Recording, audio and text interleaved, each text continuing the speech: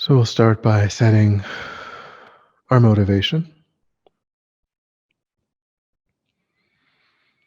So we think that the purpose of our time is to reflect on the essential teachings that the Buddha gave for progressing toward enlightenment, in order to try to replicate his insights in our own mind, to follow in his footsteps and achieve the same result that he explained could be achieved by anyone.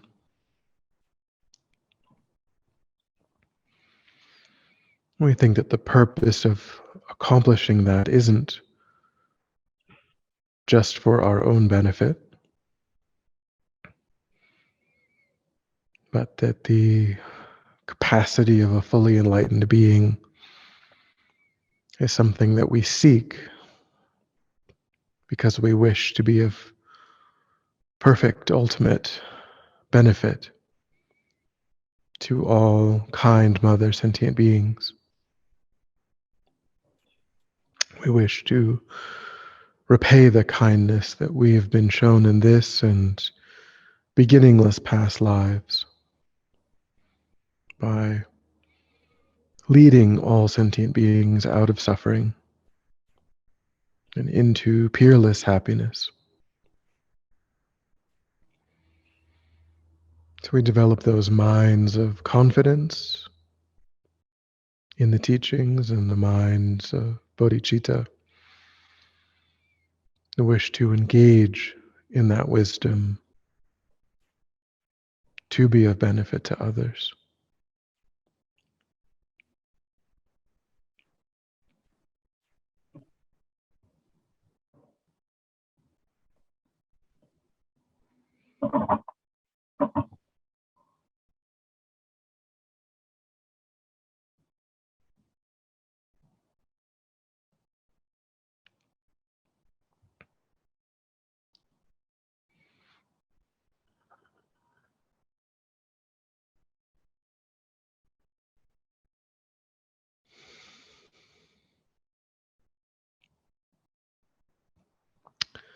All right.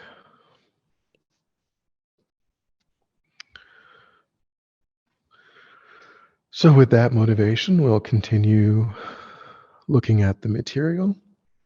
And I do think that we'll spend the rest of this month on proper reliance, and then the Thursday, that's the first class of next month, we'll switch to perfect human rebirth, precious human rebirth, and then spend February covering precious human rebirth.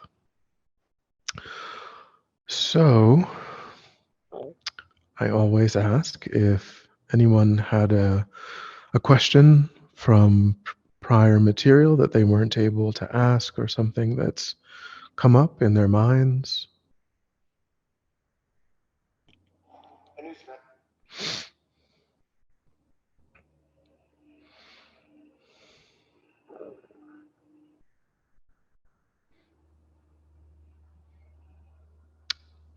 Kodo, are you trying to unmute or no? All right. Okay. So then we'll just move into new material. And so I thought today we would focus on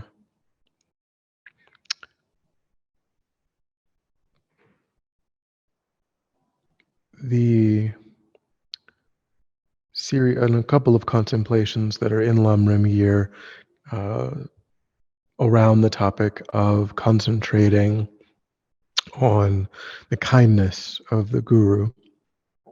This was something that I thought it was, I don't know, I know that Aaron was in, he's not here tonight, but he was in the Discovering Buddhism class last Monday, I don't know if anybody else was there. I thought it was really interesting how a lot of the topics that we talked about came up again in that class. There was a lot of kind of overlap, which I thought was interesting. And Venerable Pema at one time, because Aaron was in that class, and he um, asked Venerable Pema uh, if there were the question that he specifically asked was there something like a prayer or practice or something that could be used to help a person to make a connection with a guru. And she part of her advice was to kind of the things that we've talked about here too, how you want to go slowly and not rush into anything, because in the very beginning, I'm not sure that Aaron is in the very beginning, but for a while, because we hear so much about the guru, we have this kind of um, drive to just find someone, and how important it is to really go slow and to check. And so that was something that she said. But she also said that if we were to check, or if we were to take someone like His Holiness as our guru, and before being able to make a more personal connection, then one of the trainings that she suggested was to do um, like malas, meaning like a full a mala has there's different kinds of malas. There's wrist malas, which have a smaller number of beads, and then there's larger sort of necklace type malas, and those have the larger number. She meant sort of those larger malas, doing a whole mala of a recitation of, oh, the guru is Buddha, the guru, the Buddha is guru, guru is the Buddha, or how kind is the guru, the guru is so kind, doing that kind of training, which again was interesting. Those are all of the kinds of things that we've been talking about. And another thing that came to my mind, which is, it's quite an advanced practice, but the text calling a guru from afar is a lovely practice, something that a person could look at. It's on fpmt.org in the Foundation store, and probably if you just Google, calling the guru from afar, you can find a PDF of it, or a page that has it. It is a lovely practice as well. But so that was just kind of an aside to say that that idea is what we'll be focusing in on tonight. The contemplations in Lamrim Year, discussing the ways in which the guru is kind, which goes just sort of further elucidates the point about how training in faith um, rests in part on really concentrating on the guru's good qualities, on trying to uh, just hold the mind in an understanding of all of the incredible good qualities of one's own guru, which of course if you are taking His Holiness, then of course that's quite easy. But when we have gurus that are not you know not anyone other than His Holiness, probably, then we're confronted with um, the fact that we might see them um, displaying what might look like attachment, or what might look like short-temperedness, or things of that sort, which you don't really, even when His Holiness says, that he has these, no one really, we just sort of think, oh, he's just being humble. We don't really think that it's true, um, which is also still, as we've seen in the previous contemplations, the idea of the of enlightened mind manifesting in ordinary aspect, is that we look at things that look like shortcomings as a display of ordinary appearance that is resulting from our own karma, and isn't really, as opposed to like when our friend or or a coworker, we can kind of say, well, they probably are struggling with the arising of a delusion. But when the guru manifests an ordinary aspect, we try to see what look like shortcomings as just a karmic display that doesn't actually connect back to an actual affliction. Okay, so if we look at the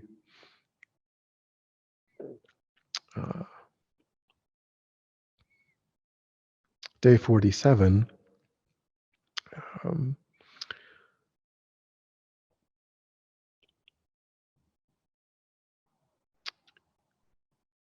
maybe we might have touched on day 47 last week, or on Monday, not certain.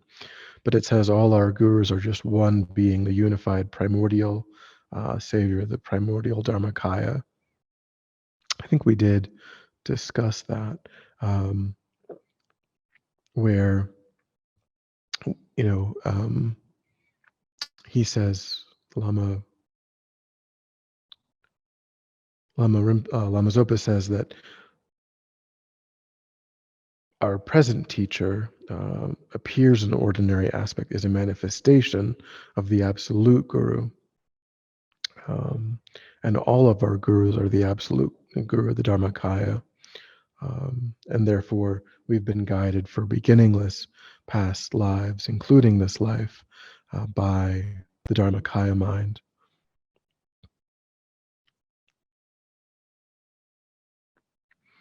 And he talks about in the Guru Puja, Vajradhara, which is the kind of, you have Vajradhara and Vajrasattva, the two sort of celestial, enlightened beings that are connected to the Vajra, the implements of Tantra. So so these are tantric manifestations of enlightened energy, and Vajradhara is kind of the primordial aspect of the Vajrayana, and that's the aspect that we see the guru in with respect to when we're engaging in Guru Puja. But he's encouraging us to think of the meaning of guru as the absolute guru, the Dharmakaya mind, which we are meeting once again in this life, but that we've met countless times in previous lives, and that the conventional, ordinary aspect of the guru is just a karmic play that the absolute guru, the Dharmakaya, is manifesting for our benefit in this life, and has manifested for our benefit in countless previous lives. And it's just simply the absolute guru coming again and again and again, which I think also helps us to, I think that's also part, because we've talked about how we may have more than one teacher, and we're meant to try to see not just, principally, of course, principally one's root guru, but, we're really meant to see anyone that we take as a guru in the same way. It isn't that, that if I study with my root guru, for a time, and then perhaps my root guru passes away, and then I may study with someone who, is still quite impactful, in my development. It isn't that we are only meant to have seen our root guru as Buddha, and then this person, not Buddha. That's not the training. The training is that we are meant to see anyone who plays the role of an important guru, an important teacher, in the same way. And so I think that human nature is that we tend to get wrapped up like in emotionality with respect to our, maybe our main teacher, um, and that can be an obstacle, I think, too, in this idea of generalizing the training in guru devotion, um, because we kind of, it's like, well, I'm going to reserve that just for this teacher. Um, Whereas we may find ourselves for 10 or 20 years relating to someone else that's still quite important, um, because our root guru is no longer able to, is no longer manifesting in that same way. Um, and so we don't want that to be an obstacle, but this idea of thinking of all of the gurus as manifestations of one Dharmakaya mind, is kind of the same mind in just different bodies, I think can be helpful in overcoming that kind of emotional attachment that does sort of inevitably, I think, creep up into our practice and may be an obstacle. Um, so he, excuse me.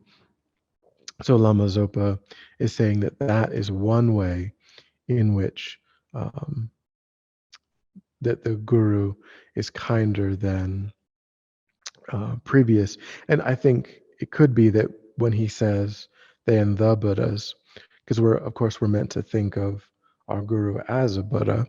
Um, so it could be that he means like the previous wheel turning Buddhas, like Shakyamuni Buddha and um, Kashapya, and the sort of the previous sort of historical wheel turning Buddhas, because we didn't achieve enlightenment by having met one of the historical wheel turning Buddhas. That's true. Um, we so but we are meeting the guru in this life. Um, and we are meant to think of them as a Buddha, but not necessarily, like one of the historical wheel turning Buddhas, the Buddhas that show all of the deeds, like Shakyamuni Buddha and Kashapya and the uh, historical wheel turning Buddhas.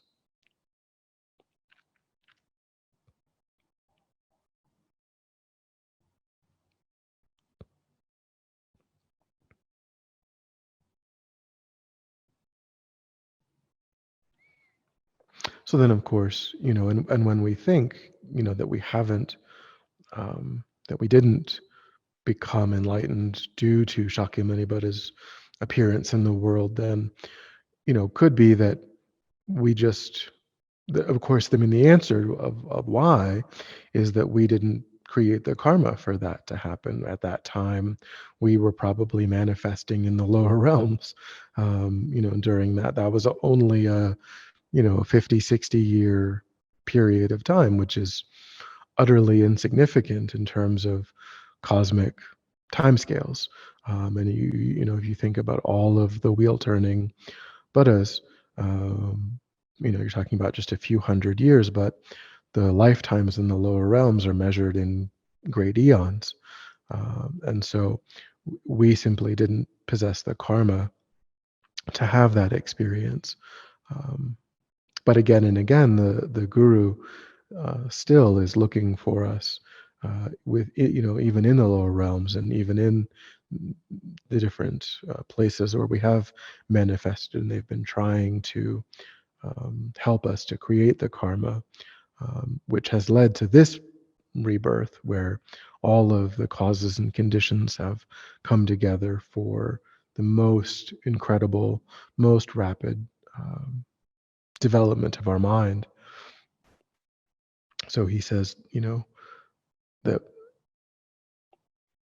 we've been left out because of the fact that we didn't fully accomplish the subduing of the delusions, and that the guru can only kind of point the way. We haven't done the work yet, and so now we have to do the work. Now that we've got all of this incredible coming together of causes and conditions, now is the time to put the effort into subduing our mind, and to fulfilling our guru's aspiration for our enlightenment.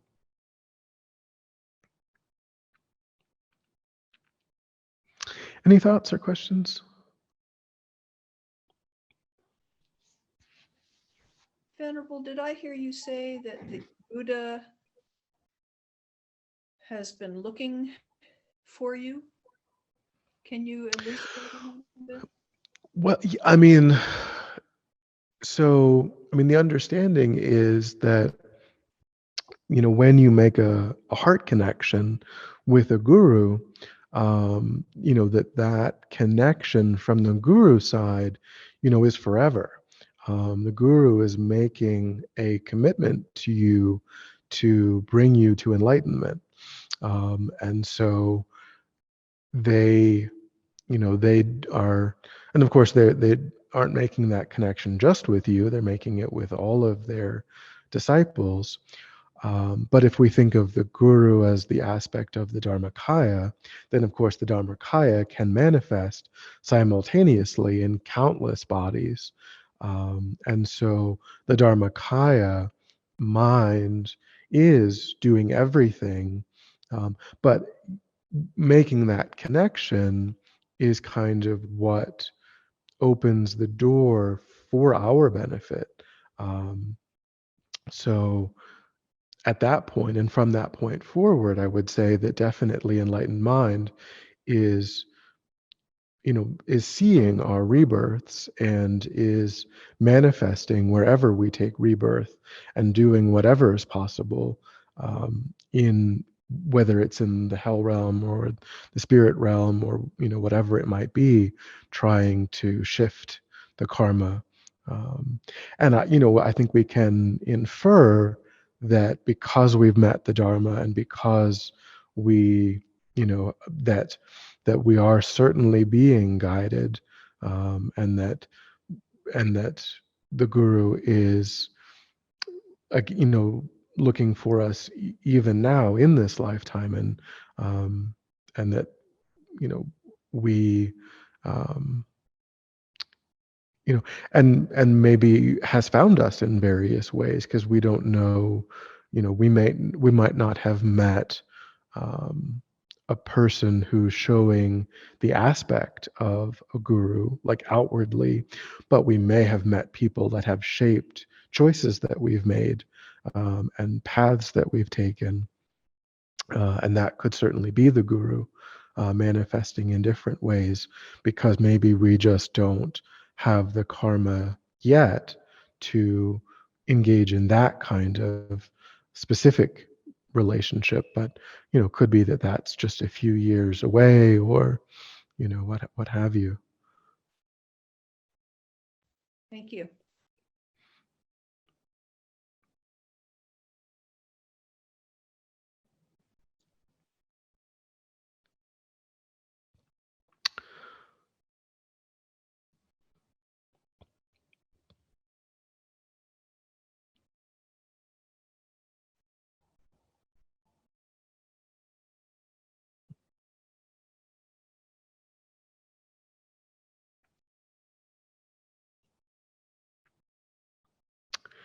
And then he essentially, day 48 is uh, talking about the same thing, same general idea that without the guru, we wouldn't have anyone guiding us. He says we would be completely lost. There'd be no one to guide us on the path to happiness of future lives and liberation. Therefore, our gurus are extremely kind, kinder than all the Buddhas. Uh,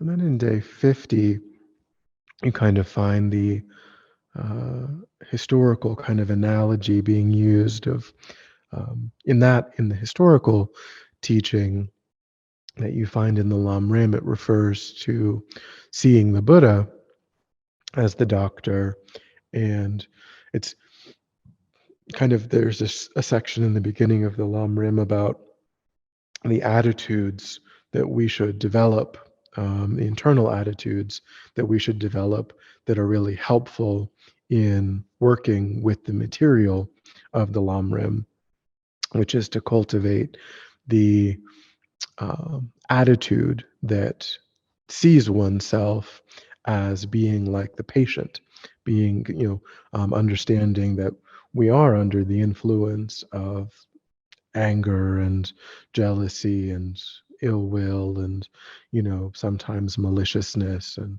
we have these different afflictive states of mind that arise due to fundamental ignorance being operative in the mind. Uh, and so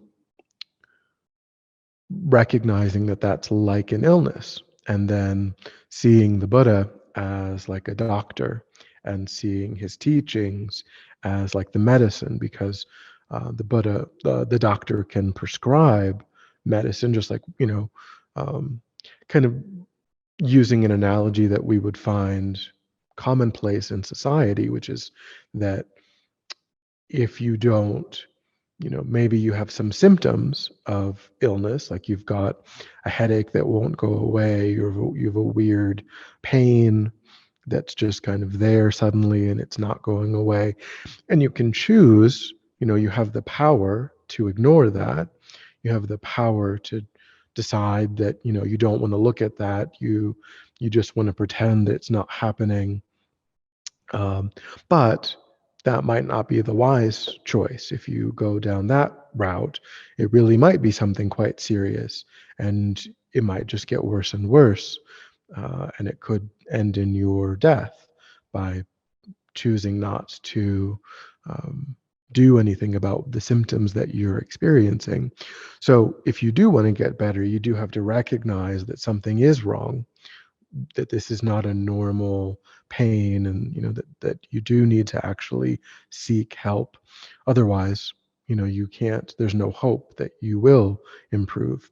But then, so then you go to the doctor, and the doctor will prescribe medicine. But even then, you still have to take the medicine. You can't just put it in the drawer at home and think that because you got it from the pharmacy and it's now in your possession, that it's going to have any power to cure you. You actually have to ingest the medicine, and you have to do it in accordance with, every day at this time, twice a day. You don't skip any days. If it's meant to be taken with food, you have to take it with, you have to really follow the instructions. Um, so we're meant to see the teachings like the medicine, and then we're meant to see the Sangha, either the Arya Sangha or the conventional Sangha.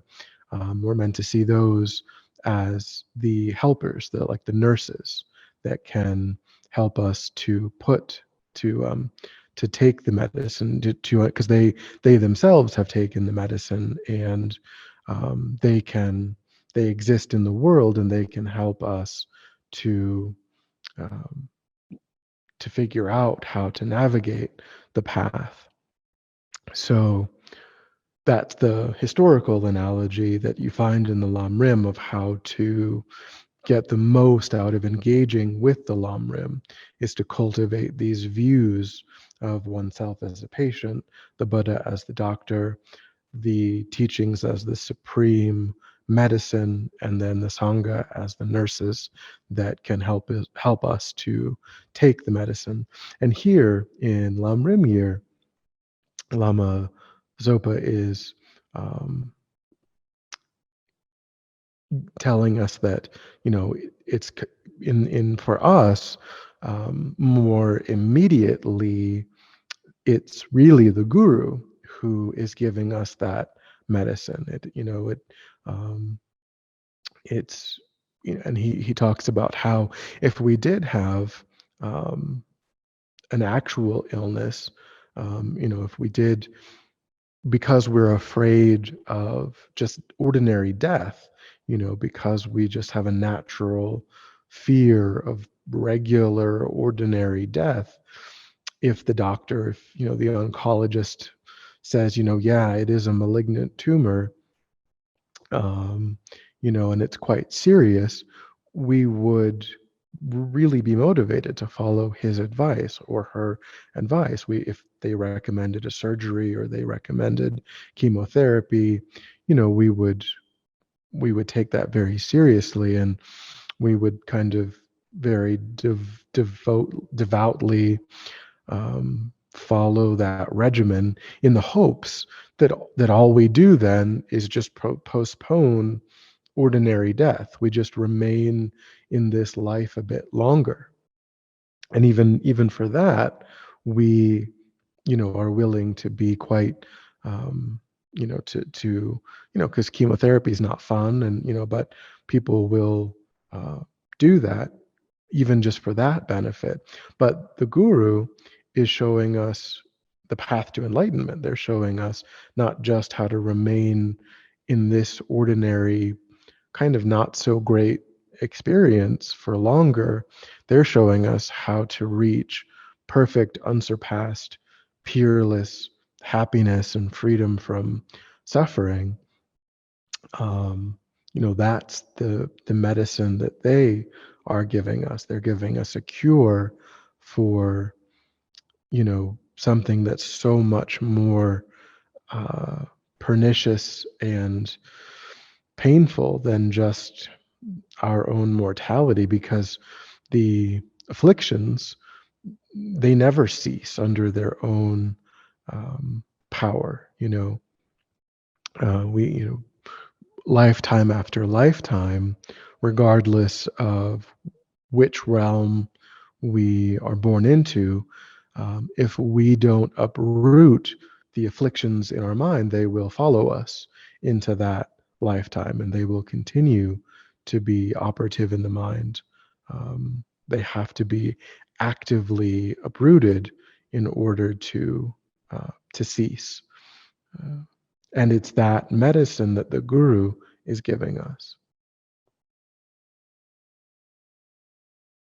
Any thoughts or questions?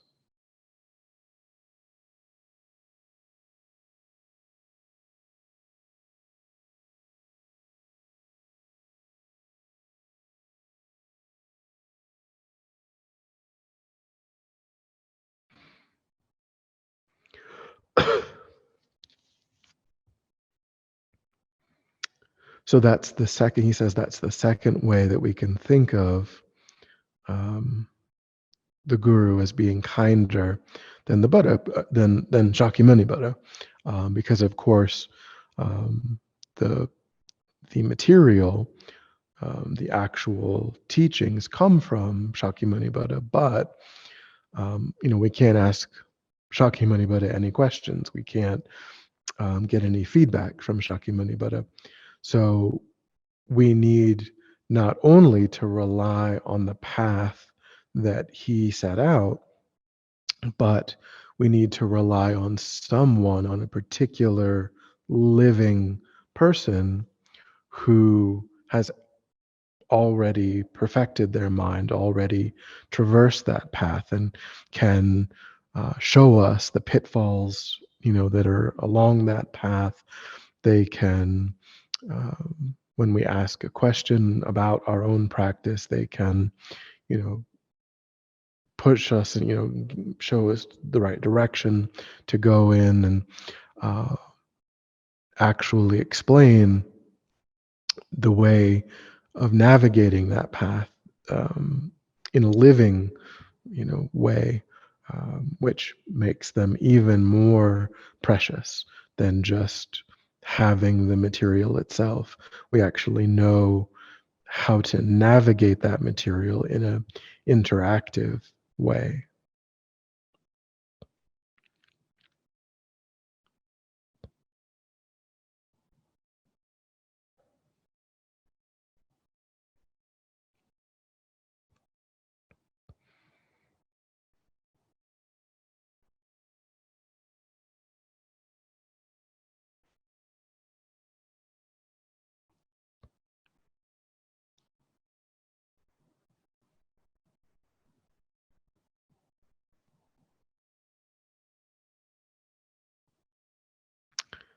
Any thoughts or questions?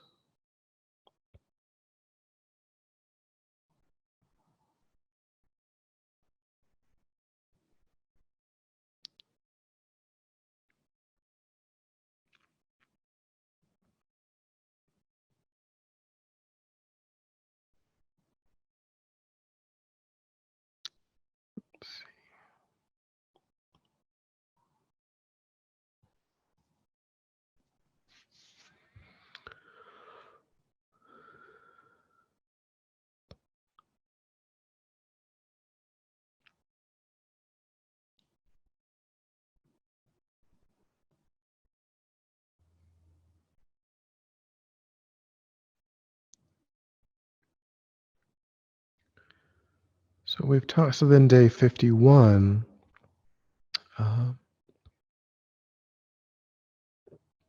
He says the arising of every single virtuous thought within our mind is because of the kindness of the Guru in blessing our mind. He says having experiences or realizations of the path to enlightenment depends on receiving the blessings of the Guru within our own mental continuum. The clear, strong feeling in our heart and deep benefit to our mind are what are meant by the blessings of the Guru. A clear, strong feeling in our heart and deep benefit to our mind are what is meant by the blessings of the Guru.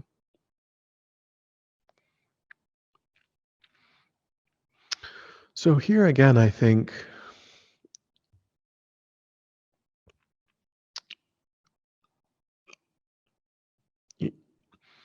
that it's about the power of receiving guidance, receiving feedback, receiving um, advice from someone that we are training to see as a Buddha, um, as if there's no difference between that person in front of us and Shakyamuni Buddha, um, and thinking that we're actually able to get that kind of advice, that kind of guidance, as if we were talking to Shakyamuni Buddha. That, and again, it takes just the words that are in the Lamrim, the words that we find in the texts, and it transforms them into a path that we're actually actively navigating. Um, and there's just, I mean, it's sort of, I mean, it's a quality to that it's, I think it's just deeply experiential and personal. And it isn't like, it isn't, I feel like it's not sort of reducible to like a formula or, it's just when you come under the guidance of someone that you're seeing in that way and you're engaging in that interdependent relationship, that it's very different. And maybe we can use some analogies in other, lesser analogies that we have had, in our lives, um, to get a sense of what that's sort of like, when we, like maybe before we entered, if we learned a particular skill, from someone, maybe college, maybe, just someone that we knew, maybe we had an interest in something and we were reading about it, we were thinking about it, but then when we had an opportunity to actually kind of be guided by that person, it really changed. Maybe in high school, you thought you wanted to do this, and then when you actually began to be able to study with someone who did do it, it really changed very deeply. It's kind of, I think it's sort of similar like that.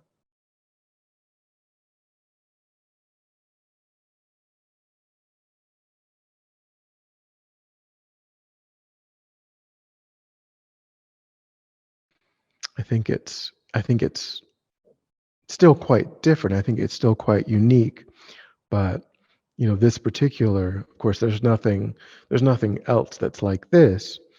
But if we've not yet experienced, if we're not yet engaging in this, um, I think we can kind of get a sense of how there's a big difference between just getting, the great treatise and just kind of deciding, well, I'm just going to read the great treatise, on the Lamrim, versus um, being able to be led through the great treatise by, you know, one's own guru, and being able to relate experiences that one is having in meditation, to that person, um, and then how those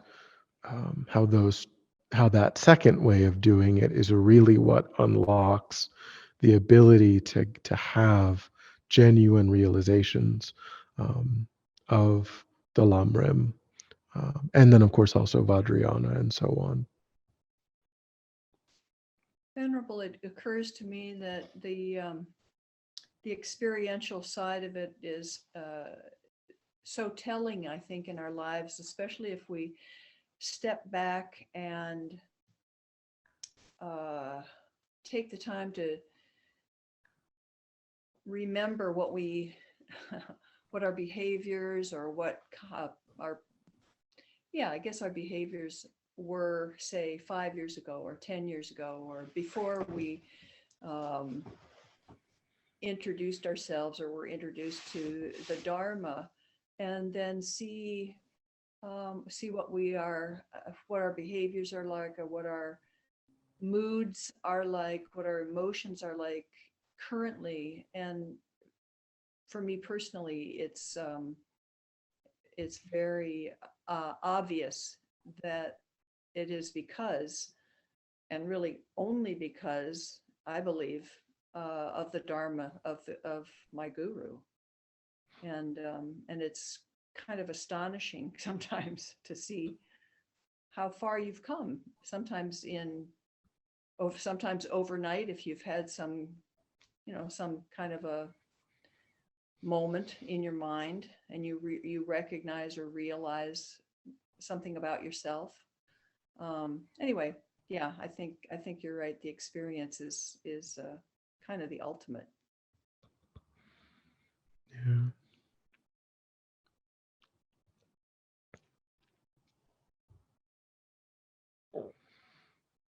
Any other thoughts or questions?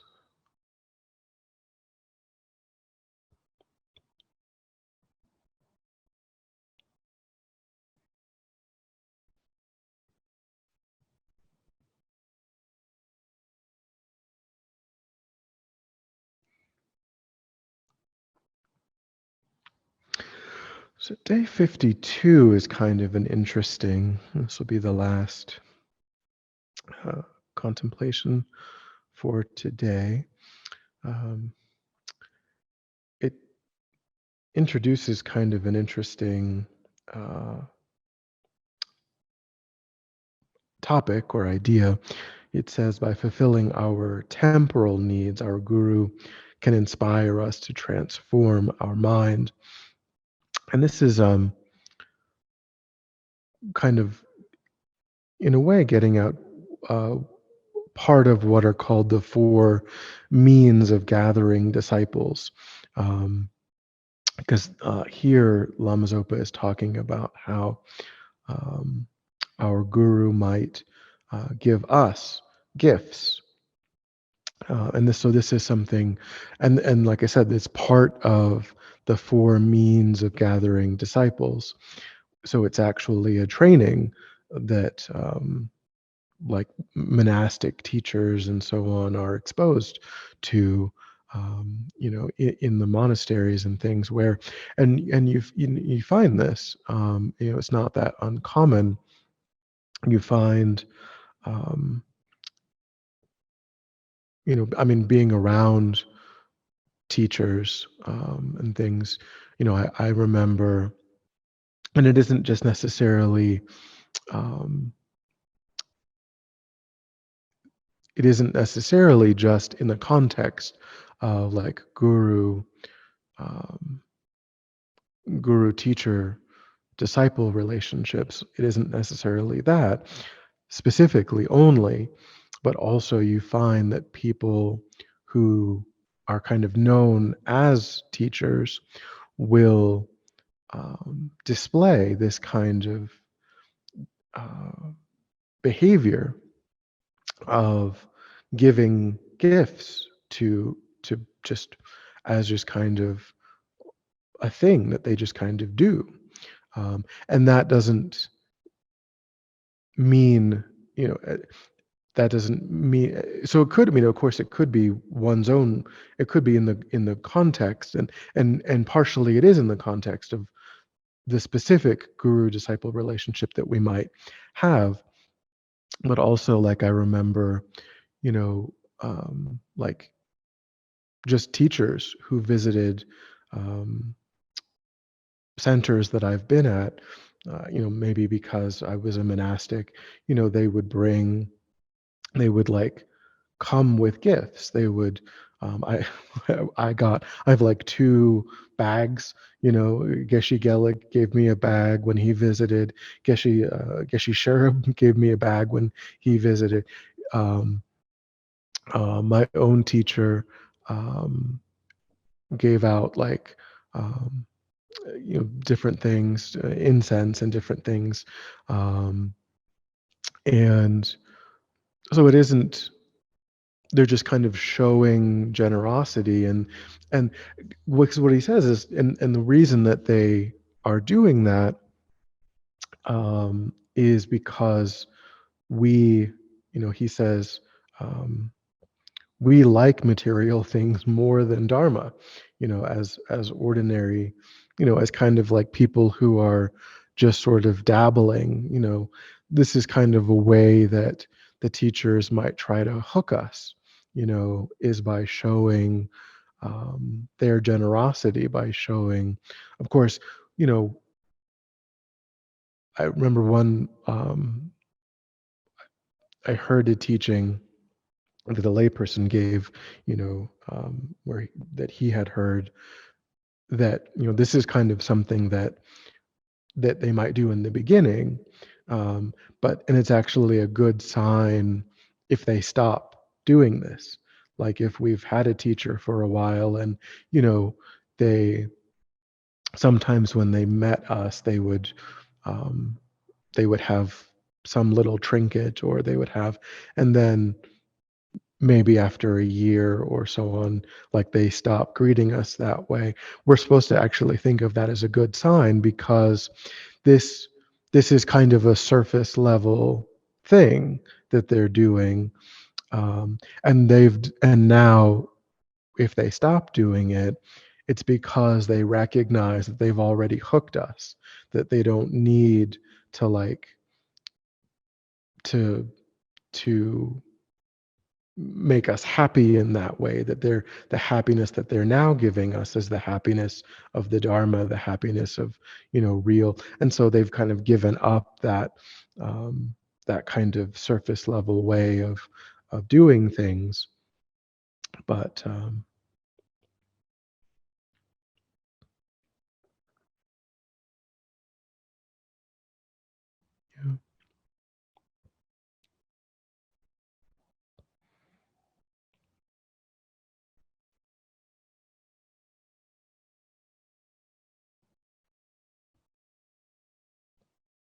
yeah. So he's kind of saying that that's something that the guru might do, to help us,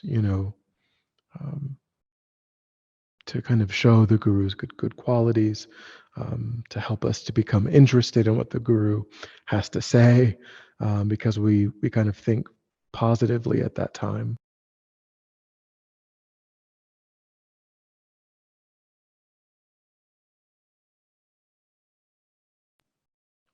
So that's, I mean, that's kind of recognizing that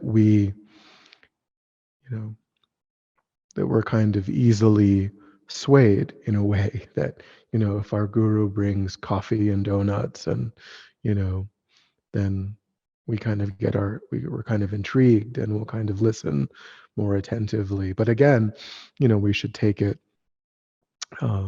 as a sign of our maturity, if we find that shifts over time.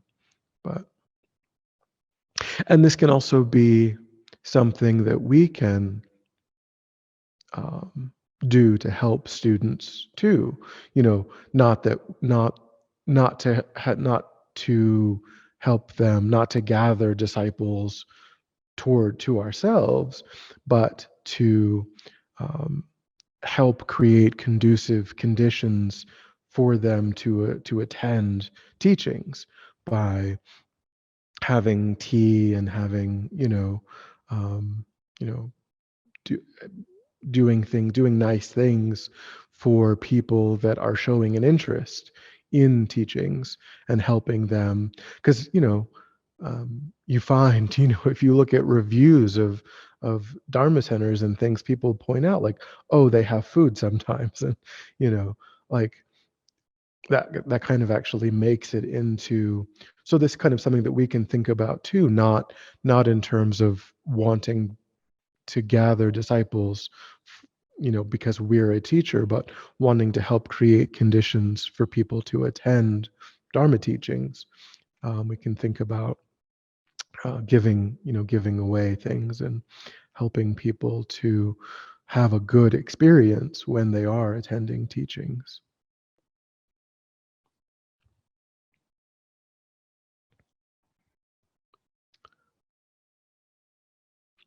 Any thoughts or questions?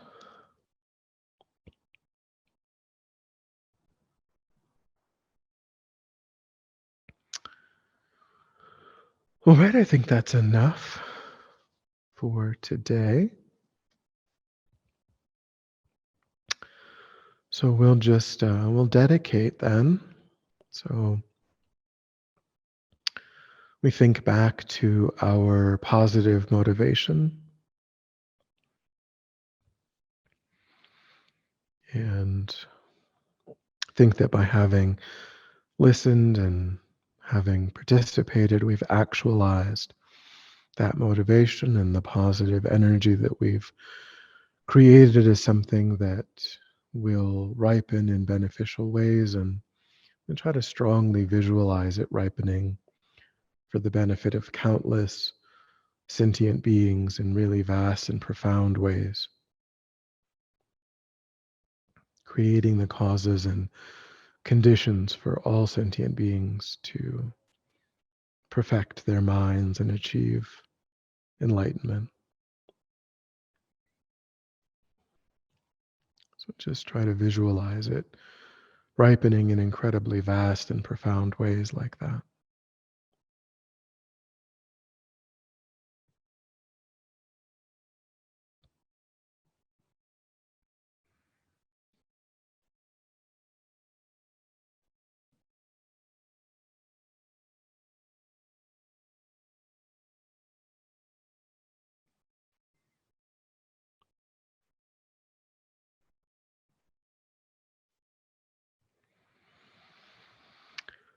Okay, so we will continue on Monday.